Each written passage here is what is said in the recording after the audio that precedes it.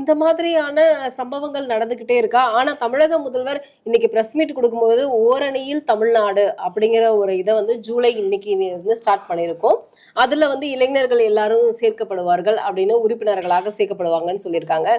இங்க வந்து இவ்வளவு பிரஷரான ஒரு விஷயங்கள் கோர்ட்ல நடந்துகிட்டு இருக்கு. ஆனா அதை பத்தி அதுக்கான நடவடிக்கை தான் எடுத்தாச்சுல. அதை பத்தி ஏன் கேக்குறீங்க? கீழடை பத்தி கேளுங்க, இந்த ஓரணியில் தமிழ்நாடு இதை பத்தி கேளுங்க அப்படின்னு சாதாரணமா பதில் சொல்றாரு. என்னோட நினைவுக்கு வந்தோன்னே ஆக்ஷன் எடுத்துட்டேனே அப்படின்னா இன்னைக்கு எனக்கு தெரிஞ்சது உடனே ஆக்ஷன் எடுத்துட்டாரு. இன்னைக்குதான் அவருக்கு தெரியுமா 27ஆம் தேதி நடந்த சம்பவம்? இன்னைக்குதான் தெரியும் அவருக்கு. அவரே ஒத்துக்கிட்டா இன்னைக்குதான் தெரியும்னு.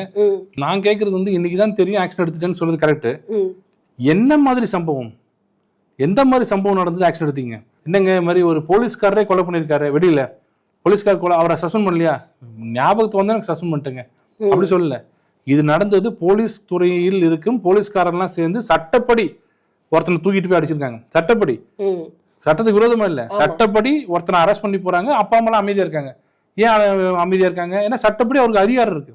யாரும் 2 ரவுடி வந்து கூட்டு போல, 2 ரவுடி வந்து அவரை கூட்டு அந்த பையனை கூட்டு போய் அடிச்சிருந்தாங்கன்னா அது சட்டவிரோதம்.